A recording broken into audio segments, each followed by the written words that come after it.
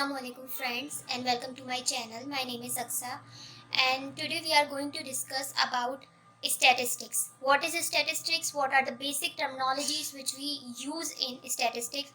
What is biostatistics? What is the reason that we are using biostatistics in the medical sciences, and discuss all those terminologies in a very comprehensive way. So let's get started without wasting any time.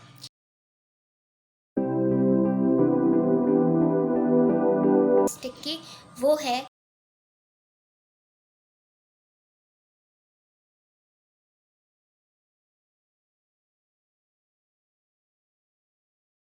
Friends. दूसरी definition जो कि आप लोग इस वक्त अपनी screen पे देख रहे हैं, ये है मेरियम वेबस्टर कॉलेजिएट की डिक्शनरी से ये हमने ली है डेफिनेशन। ये डेफिनेशन क्या कहती है कि it is a branch of mathematics that deals with the collection, analysis, interpretation and presentation of masses of numerical data. एक चीज़ इम्पॉर्टेंट जो हमें नोट करनी है कि ये जो हमारा सैंपल का डाटा है, ये डाटा न्यूमेरिकल फॉर्म में होगा, यानी नंबर्स की फॉर्म में होगा। ये इस तरीके से नहीं होगा कि हम अगर एज को डिफाइन कर रहे हैं तो हम कहेंगे मिडिल एज, चिल्ड्रन या ओल्ड एज, बल्कि हम स्पेसिफिक एज बताएंगे। इसी तरह अगर हम किसी के ब्लड प्रेशर की बात कर रहे हैं तो वो जो उसका यूनिट है mmHg, उसको बताएंगे, और उसके साथ जो उसकी एक्चुअल रीडिंग आ रही है 120/80, 110/90, इस तरीके से हम जो है डाटा को न्यूमेरिकल यानी नंबर की फॉर्म में रखेंगे। अब अगर आप इस डेफिनेशन को देखें कि it is a branch of mathematics deal with the collection, analysis, interpretation, presentation, तो एलिमेंट्स तो इसमें दिख रहे हैं कि जो स्टैटिस्टिक्स के बेसिक एलिमेंट्स हैं। डाटा कलेक्ट भी हो रहा है, यहाँ पे डाटा को प्रेजेंट करने की भी बात की जा रही है, डाटा की एनालिसिस की और इंटरप्रिटेशन की भी बात की जा रही है। लेकिन एक चीज़ जो यहाँ पे मिसिंग है, अगर आप नोट करें तो ये यूनिफॉर्मिटी में नहीं है। कलेक्शन के बाद एनालिसिस आप नहीं कर सकते। कलेक्शन के बाद ज़रूरी है कि आप अपने डाटा को पहले ऑर्गेनाइज करें, उसके बाद उसको प्रेजेंट करें। अब हम डाटा को प्रेजेंट कैसे करते हैं? In the form of a table, जिसे टेब्यूलर फॉर्म भी कहते हैं आप, और in the form of a graphical जो है प्रेजेंटेशन भी करते हैं। ग्राफिकल प्रेजेंटेशन में हमारे पास चार्टिंग आ जाती है, pie chart, histogram, line chart, bar chart, इस तरीके से। दूसरी बात है कि जब आप कनेक्ट कर लेते हैं और प्रेजेंट करते हैं तो फिर आपके पास आती है एनालिसिस। एनालिसिस आप करते हैं। एनालिसिस का मतलब ये है कि आप कोई ना कोई स्टैटिस्टिकल टूल है जो कि उसके ऊपर अप्लाई करेंगे, ताकि आपके पास जो है इंटरप्रेट करने के लिए कोई ना कोई वैल्यू आए, जिसकी बेस पे आप अपना कंक्लूजन बता सकें। वो कंक्लूजन जो कि वैलिड हो, साइंटिफिक हो, किसी अजम्पशन पे, किसी प्रिडिक्शन पे बेस नहीं करता हो। तो ये डेफिनेशन बेहतर तो है, लेकिन इसके एलिमेंट्स आगे पीछे हैं। अब अगर आप लोग एग्ज़ाम दे रहे हैं और आप लोगों को स्टैट्स की डेफिनेशन लिखनी है, तो मैं आपको सिंपलेस्ट, कॉम्प्रिहेंसिव और बहुत ही कंसाइज जो डेफिनेशन है स्टैट्स की, वो बताने जा रही हूँ कि वो कौन सी डेफिनेशन है। और रिकमेंड करती हूँ कि अगर आप लोग एग्जाम पे वो डेफिनेशन लिखना चाह रहे हैं तो आप वही डेफिनेशन लिखिए। आइए देखते हैं कि वो डेफिनेशन कौन सी है।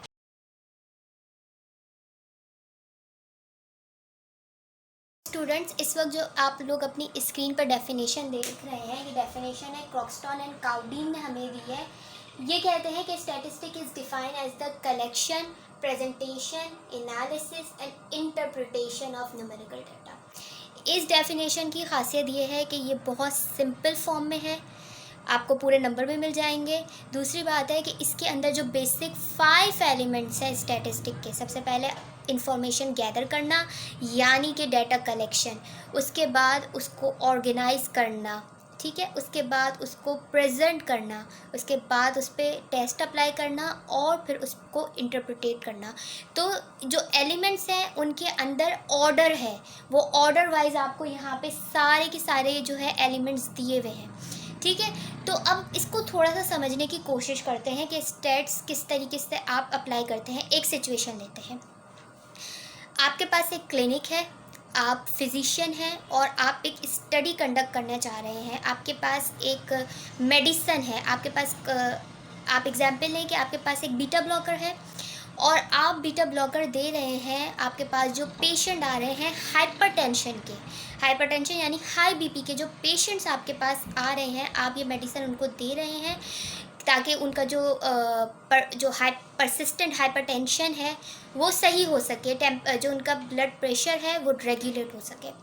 अब आप उनके ऊपर जो ये स्टडी कंडक्ट कर रहे हैं, आप क्या कर रहे हैं, हर बार आपके पास जब वो पेशेंट आ रहे हैं आप उनका बीपी मेजर कर रहे हैं, आप उनका बीपी मेजर कर रहे हैं। अब आप क्या करेंगे कि उसको ऑर्गेनाइज करेंगे। 1 तारीख को एक पेशेंट आपके पास आया, आपने उसका नाम, उसका जेंडर, उसकी एज, उसकी हाइट वेट लिखा और उसके बाद उसका बीपी लिखा। अब वही पेशेंट आपके पास 1 हफ्ते बाद आया तो यही काम आपने किया, फिर 1 हफ्ते बाद फॉलोअप पे आया, यही काम आपने किया, ठीक है। तो आप डाटा को ऑर्गेनाइज करते जा रहे हैं, ठीक है, ऑर्डर वाइज ऑर्गेनाइज कर रहे हैं। 1 तारीख, फिर 7 तारीख, फिर 14 तारीख, ठीक है। अब हमारे पास इतना टाइम नहीं कि हम पूरा डाटा देखें, तो हम चाहते हैं कि डाटा इतना कंसाइज फॉर्म में हो, कॉम्प्रिहेंसिव फॉर्म में हो कि हम जो है वो डाटा रीड भी आसानी से कर लें, हमारा जो टाइम है वो ज़्यादा कंज्यूम ना हो और अंडरस्टैंड करने में भी आसानी हो। तो हम क्या करते हैं, डाटा को एक टेबल में डाल देते हैं, फ्रीक्वेंसी और रिलेटिव फ्रीक्वेंसी, कम्युलेटिव फ्रीक्वेंसी ये निकाल के उसको एक जो है वो टेबल फॉर्म में प्रेजेंट करते हैं। इसी तरह उसका हम चार्ट बनाते हैं, अगर डाटा कंटिन्यूस है तो हिस्टोग्राम बनाते हैं, डाटा डिस्क्रीट है तो हम उसका बार चार्ट बनाते हैं। इस तरीके से हम डाटा बनाते हैं, ठीक है। प्रेजेंट करने के बाद अब हम क्या करते हैं कि हमें कोई ना कोई टूल अप्लाई करना होता है। हम parametric test, non parametric test apply करते हैं ताकि हम किसी ना किसी कंक्लूजन तक तो पहुँचें। हम एक हाइपोथेसिस जनरेट कर रहे हैं कि ये ड्रग देने से हाइपरटेंशन जो है वो ख़त्म की जा सकती है। दूसरा हाइपोथेसिस जिसमें हम डिनाइल कर रहे हैं कि नहीं, ये ड्रग देने से हाइपरटेंशन नॉर्मल नहीं हो सकती। तो अब इसको प्रूव करने के लिए कोई ना कोई टेस्ट तो अप्लाई करना पड़ेगा। तो हम क्या करते हैं, हम टेस्ट अप्लाई करते हैं, हम मीन मीडियन मॉड निकालते हैं, हम G test, T test, chi square, इस तरह के टेस्ट अप्लाई करते हैं। ये कहलाती है analysis, the application of the statistical test to draw your conclusion. उसके बाद उसकी बेस पे जो भी आपके पास वैल्यू आती है आप रिज़ल्ट जनरेट करते हैं। ये रिज़ल्ट आपको बताता है कि आप जो बता रहे हैं, जो कंक्लूजन दे रहे हैं वो वैलिड है। और उसके बाद आप अपने जो कंक्लूजन है उसको प्रेजेंट करते हैं कि ये मेरी स्टडी थी और इस स्टडी का ये रिज़ल्ट आया है। तो इस सब को, ये जो जितना भी आपने काम किया है, ये सब स्टैटिस्टिक है और ये इन्हीं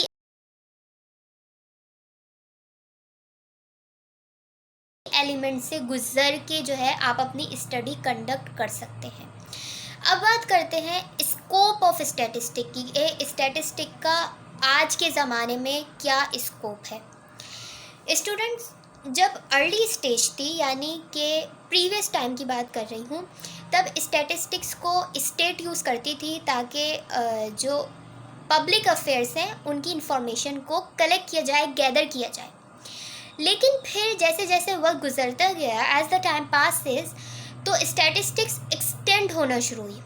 ठीक उसी तरीके से जैसे कि वर्ल्ड वॉर में मैथमेटिक्स को मिलिट्री यूज़ करती थी ताकि वेपन्स की एफिशिएंसी देखी जाए और वो उनको अपने टारगेट तक कैसे वो एक्सेस कर सकते हैं, ये तरीका जो है निकाला जाए कि किस तरीके से उनको अटैक करना है।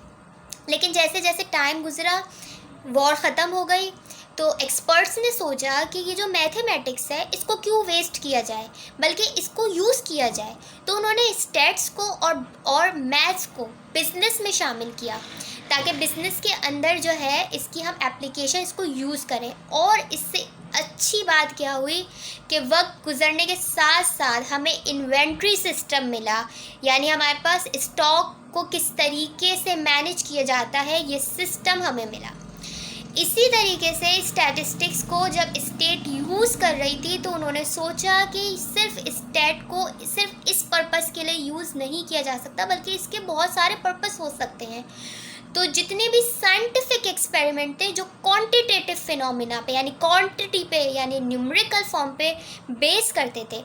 उन्होंने स्टैट्स को इसमें शामिल किया ताकि इंफॉर्मेशन गैदर करें, कलेक्ट करें, प्रेजेंट करें, एनालिसिस करें और कोई वैलिड साइंटिफिक कंक्लूजन दें which is not based on any assumption, which is not based on any prediction. It is valid which is based on the scientific knowledge and proven scientifically. अगर हम states की बात करें तो जब भी हम कोई भी स्टडी कंडक्ट करते हैं तो हम हाइपोथेसिस जनरेट करते हैं कि या तो मेरी स्टडी में ये चीज़ प्रूफ होगी या तो ये प्रूफ नहीं होगी। ये ड्रग दूंगी तो इससे जो है वो ट्रीटमेंट होगा, अगर ड्रग नहीं दूंगी तो ट्रीटमेंट नहीं होगा। अब मैं कुछ भी हाइपोथेसिस जनरेट कर सकती हूँ। हाइपोथेसिस क्या होता है कि आप प्रिडिक्शन कर रहे होते हैं जो कि बेस्ड होती है फ्यूचर कोर्सेज पे, लेकिन आप किस बात पे जो है वो प्रिडिक्ट कर रहे होते हैं। आप जो पास्ट एक्सपीरियंस है आप उनकी बेस पे फ्यूचर के हिसाब से प्रिडिक्ट कर रहे होते हैं। तो स्टैटिस्टिकल टूल हेल्प करते हैं आपको एस्टिमेट करने के लिए यानी जज करने के लिए, गैस करने के लिए कि जो आप प्रिडिक्ट कर रहे हैं, ये जो आप हाइपोथेसिस जनरेट करते हैं, how much it is significant, ये कितना हद तक रिलायबल है। तो इस तरीके से कॉन्शियसली कहें या अनकॉन्शियसली कहें, स्टैट्स अब हर ब्रांच में यूज़ हो रही है, चाहे वो ट्रेड हो, चाहे बिजनेस हो, चाहे साइकोलॉजी हो, सोशियोलॉजी हो, इकोनॉमिक्स हो और मेडिकल साइंसेस में स्टैट्स का बहुत बड़ा रोल है जिसको हम पढ़ने वाले हैं। स्टैटिस्टिक एक इम्पॉर्टेंट बात, जिस तरह स्टैट्स का अपना स्कोप है इसी तरह स्टैट्स के अपने कुछ लिमिटेशन भी हैं। तो पहले डिस्कस करते हैं कि वो लिमिटेशन क्या है और उसके बाद हम डिस्कस करते हैं कि स्टैट्स की वेरियस ब्रांचेस क्या हैं। Statistic doesn't deal with individual. ऐसा नहीं हो सकता कि आप किसी एक इंसान के से करेक्टरिस्टिक्स को मेजर करें और उसके बाद फिर आप ये कंक्लूड कर दें कि जितने भी लोग हैं उनके पास भी यही सेम करेक्टरिस्टिक्स होंगे। फॉर एग्ज़ाम्पल, एक एलिमेंट्री स्कूल है, उस एलिमेंट्री के स्टूडेंट्स जो पॉपुलेशन है ये आपका सैम्पल है। आपने किसी एक क्लास के एक बच्चे की हाइट ले ली, वेट ले लिया और BMI कैलकुलेट कर लिया और अब आप ये कहें कि इस क्लास के जितने भी बच्चे हैं, इस एक की बेस पे आप कह रहे हैं कि इस क्लास के जितने बच्चे हैं उनका BMI भी यही होगा, तो that is not true, that is not scientific. तो स्टैटिस्टिक्स किसी एक के करेक्टरिस्टिक्स की बेस के ऊपर सबके ऊपर जजमेंट नहीं दे सकती। तो stats does not deal with the individual, it deals with the aggregates. कम से कम ये 30-35 बच्चे होंगे या चलें इनसे कम भी ले लें, लेकिन सैम्पल के लिए ज़रूरी है कि आपके पास सैम्पल कम से कम 30 होना चाहिए, तभी वो सैम्पल कहलाता है। एक की बेस पे आप दूसरे के ऊपर जो है वो कंक्लूड नहीं कर सकते। दूसरी जो लिमिटेशन है वो है मोस्ट इम्पॉर्टेंट है, it deals with the characteristics that are numerical. आप जो भी कैरेक्टरिस्टिक उठा रहे हैं वो कैरेक्टरिस्टिक एज भी हो सकती है, वो कैरेक्टरिस्टिक ब्लड प्रेशर भी हो सकता है, सोशियो इकोनॉमिक स्टेटस भी हो सकता है, वेट, हाइट, कुछ भी हो सकता है, स्कल सर्कमफेरेंस हो सकता है। ये न्यूमेरिकल में होना चाहिए यानी नंबर की फॉर्म में होनी चाहिए। ऐसा नहीं है कि हम कहेंगे छोटा बच्चा, बड़ा बच्चा, बल्कि हम स्पेसिफिक उसकी एज बताएंगे, 6 साल का, 7 साल का। अगर हम हाइट की बात कर रहे हैं तो हम उसको फुट में या फिर हम उसको सेंटीमीटर, इंचेस, जो भी इसके यूनिट है हम उसमें ही बताएंगे। ठीक है। तीसरी लिमिटेशन हमारे पास क्या है, नॉट ऑल एक्यूरेट। अब ये क्या है, आप जो भी स्टैटिस्टिकल लॉ अप्लाई कर रहे हैं यानी कि टूल अप्लाई कर रहे हैं, ज़रूरी नहीं कि वो 100% एक्यूरेट ही हो। तभी जब भी आप अपनी स्टडी करते हैं और आप उसकी मेथोडोलॉजी जो है डिफ़ाइन करते हैं और जब आप उसके ऊपर जो है वो टेस्ट अप्लाई करना शुरू करते हैं, तब आप लेवल ऑफ सिग्निफिकेंस निकालते हैं, आप कॉन्फिडेंस इंटरवल निकालते हैं कि मैं इतने % श्योर हूँ कि मेरे डाटा में सिर्फ इतना चांस ऑफ एरर होगा, 1%, 5%, या मैं इतनी श्योर हूँ कि ये मेरा डाटा इतना करेक्ट होगा, क्योंकि हम प्रिडिक्ट कर रहे हैं, इन्फ्रेंसेस बना रहे हैं, हम 100% श्योरिटी नहीं दे सकते हो है। इनका टाइम पीरियड बॉन्ड होता है, तो स्टैटिस्टिकल लॉ या टेस्ट जो है वो 100% एक्यूरेट नहीं हो सकते। चौथी लिमिटेशन क्या है हमारे पास, उसके अलावा भी हो सकता है। चौथी लिमिटेशन क्या है हमारे पास, कैरेक्टरिस्टिक्स है हमारे पास। Statistics deal with the characteristics that are random in nature. जो भी आप कैरेक्टरिस्टिक ले रहे हैं ये रैंडम हो, इसमें कोई बायसनेस नहीं हो। ले लिया। पांचवी कैरेक्टरिस्टिक क्या है हमारे पास, पांचवी लिमिटेशन ये है कि विदाउट एक्सपर्ट नॉलेज, अगर आपके पास एक्सपर्ट नॉलेज नहीं है स्टैटिस्टिक की, तो आप स्टैटिस्टिकल डाटा को हैंडल नहीं कर सकते। अगर आपको पता ही नहीं है कि मुझे इस वक्त इस पर काय स्क्वायर जो है अप्लाई करना है, या मुझे इसके ऊपर जी टेस्ट लगाना है, मुझे इसका मीन निकालना है, या मुझे इसका जो है स्टैंडर्ड डेविएशन निकालनी है, मुझे अगर पता ही नहीं है तो मैं किस तरीके से जो है एनालिसिस करूँगी। तो ज़रूरी ये है कि अगर आप स्टैटिस्टिकल टेस्ट अप्लाई करने वाले हैं तो आपको नो हाउ होनी चाहिए। पांचवी लिमिटेशन हमारे पास क्या है, expert need. You always need the help of the expert. या तो आप खुद एक्सपर्ट हो या तो फिर आप एक्सपर्ट की नीड लें। तो अब बात करने वाले हैं ब्रांचेस की, मेडिकल ब्रांचेस की, जिसमें स्टैट्स यूज़ हो रही है। तो सबसे पहली जो ब्रांच है वो है हेल्थ स्टैटिस्टिक।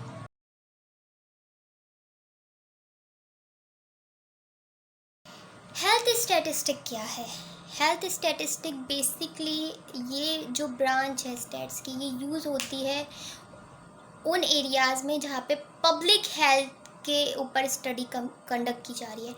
जहाँ पे भी पब्लिक हेल्थ डिपार्टमेंट है, यहाँ कम्युनिटी हेल्थ डिपार्टमेंट है, वो हेल्थ स्टैटिस्टिक्स पे फोकस करते हैं। अगर हमें किसी भी पर्टिकुलर एरिया के बर्थ रेट मालूम करना है, अगर वहाँ की प्रोबेबिलिटी मालूम करनी है कि कितना परसेंट प्रोबेबिलिटी यानी चांस है कि 25 साल तक के लोग इतने अरसे तक सरवाइव करेंगे या इतने अरसे जिएंगे, हमें लाइफ एक्सपेक्टेंसी देखनी होती है, या हमें कहीं का मॉर्टेलिटी या मॉर्बिडिटी रेट देखना होता है किसी भी कम्युनिटी का या किसी भी पर्टिकुलर पॉपुलेशन का, तब हम हेल्थ स्टैटिस्टिक्स को अप्लाई करते हैं।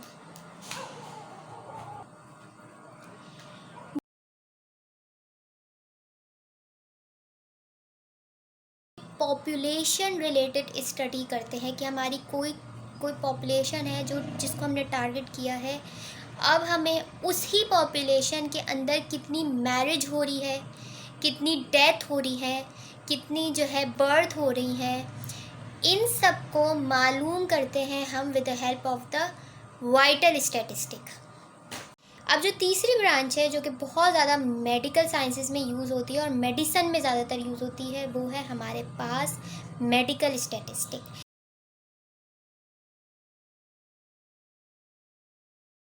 मेडिकल स्टैटिस्टिक क्या है कि जब भी हम कोई फॉरेंसिक मेडिसिन के ऊपर स्टडी करते हैं या फिर हम क्लिनिकल रिसर्चेस कर रहे होते हैं, जब भी कोई नई ड्रग आती है उसकी एफिकेसी मालूम कर रहे होते हैं, कोई सीरम आता है उसकी एफिकेसी मालूम कर रहे होते हैं, इसी तरह कोई नया ट्रीटमेंट जब इंट्रोड्यूस होता है तो जो लाइन ऑफ ट्रीटमेंट है उसके बारे में कि वो कितना इफ़ेक्टिव है हम ये मालूम कर रहे होते हैं। इसी तरह अगर कोई भी डैमेज है, कितना परसेंट डैमेज हो सकता है ये मालूम कर रहे हैं। किसी डिज़ीज़ है उसकी प्रेवलेंस मालूम कर रहे हैं। कोई भी इंजरी है, जैसे कि अगर एक रोड ट्रैफिक एक्सीडेंट हुआ है, अगर बिना हेलमेट पहने ये एक्सीडेंट होता तो इसमें कितना चांसेस है इंजरी के, हम इस तरीके की जो स्टडी कंडक्ट कर रहे हैं, this is all known as medical statistic. वैसे